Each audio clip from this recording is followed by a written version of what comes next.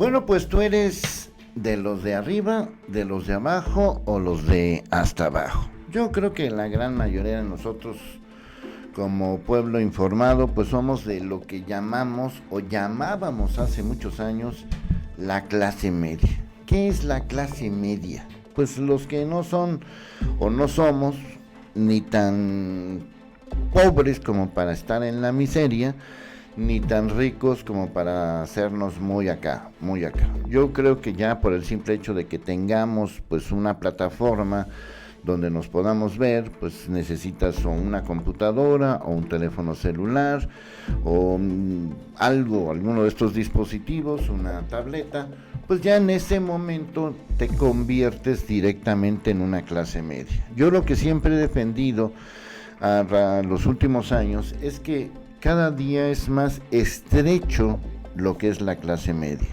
O sea, ¿qué es una clase media? Pues es una clase media que de alguna manera ha salido adelante con su trabajo, que puede con su empleo, con sus prestaciones, con sus ganancias, estoy hablando de honestidad, claro que hay gente que es deshonesta y aunque, pues, que mantienen vamos a llamarle un perfil bajo.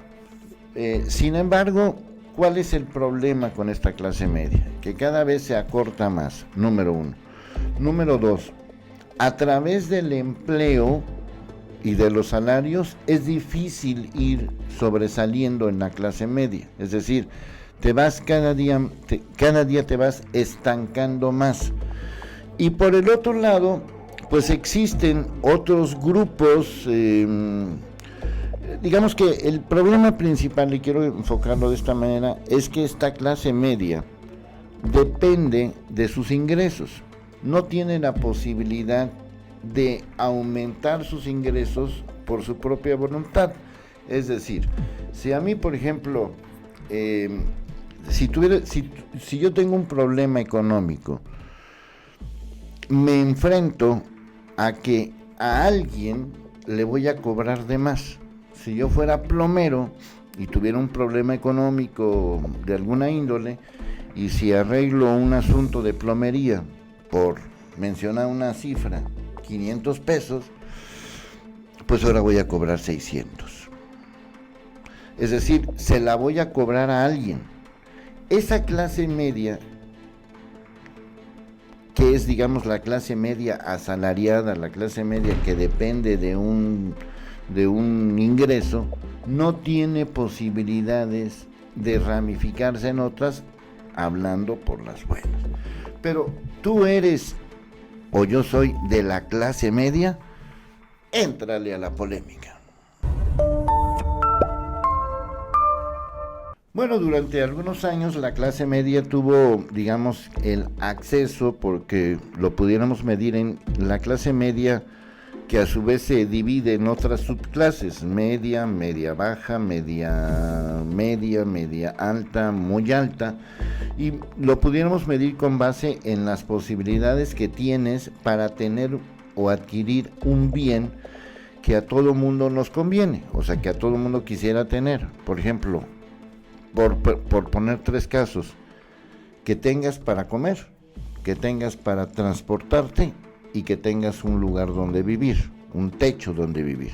Ahora, que tengas para comer, pues depende qué comas. Me refiero a que comas, pues digamos, lo normal, entre comillas. No, es difícil decir qué es lo normal, pero pues que puedas tener acceso a cierto tipo de productos, no sé, como pollo, como arroz, como frijoles. Que puedas tener un transporte, llámese a lo mejor una bicicleta, a lo mejor una motocicleta, a lo mejor un automóvil. Y ya que tienes un automóvil, pues de qué tipo de automóvil, si es un automóvil nuevo, seminuevo, viejito. Y ya que tengas un lugar para vivir, pues es tu lugar para vivir, lo estás rentando, lo estás pagando. En fin, hay muchas ramificaciones, tan solo hablando de lo que es la clase media. Así que vamos a revisar este documento, a ver si solucionamos esta incógnita. ¿Qué es lo que debes de ganar en México para ser clase media? ¿Perteneces a la clase media o alta? En México la definición de las clases socioeconómicas se enfrenta a un enorme debate, sin embargo los números permiten especificar la realidad que se enfrenta hoy en día. De acuerdo con el informe Bajo Presión, la reducción de la clase media, conste que le estaba diciendo que hay un estancamiento o una reducción por parte de la OCDE, que ya saben que es la Organización para la Cooperación y el Desarrollo Económico, donde hay 30 y tantos países en desarrollo, vías de desarrollo, muy desarrollados, súper desarrollados, y entre esos 30 y tantos países está México. Bueno, en gran parte de los países miembros del nivel económico de clase media se ha reducido de forma drástica, que es una de las consecuencias, esto de la reducción drástica, esta es una de las consecuencias más fuertes del llamado neoliberalismo. El neoliberalismo hace que los pobres sean más pobres, que los ricos sean más ricos y que la clase media se estanque. Ese es el verdadero problema, porque como clase media, si tú puedes tener tu casa, tu auto y tu comida, no importa lo que ganes, o sea, no importa la cantidad, pueden ser a lo mejor, por poner una cifra, 10,000 pesos. Y mientras te alcance para estos tres asuntos que son fundamentales, simplemente con que te alcance, sobre todo si eres chavo, si eres joven, veinteañero, que por lo menos te alcance para vivir independientemente. Y entonces, pues tenemos los casos de que hay profesionistas mexicanos que están ya más de los 30 que de los 20, o sea que tienen 28, 29, 30, 31 años y todavía viven con sus papás. Y pues cada día hay más gente más o menos en ese nivel. El peso económico de la clase media representa el boom de la estabilidad de un país al generar una medida apta de consumo y liquidez. Esto lo logra activar los distintos sectores. La OCDE reporta que el ingreso promedio muestra una tendencia de estancamiento, que es lo que les estaba diciendo. En una comparación a 10 años, el ingreso promedio aumentó 0.3%. En cambio, el ingreso de la población más rica se ha elevado 10%, lo que les decía. Con el neoliberalismo, o te haces más rico, o te haces más rico, pero en la clase media te estancas. De la generación de los baby boomers, nacidos entre 1946 y el 64, donde yo pertenezco, casi el 70% forma parte de la clase media. En cambio, en la generación de los millennials, únicamente el 60% pertenece a ese nivel económico, el resto por debajo.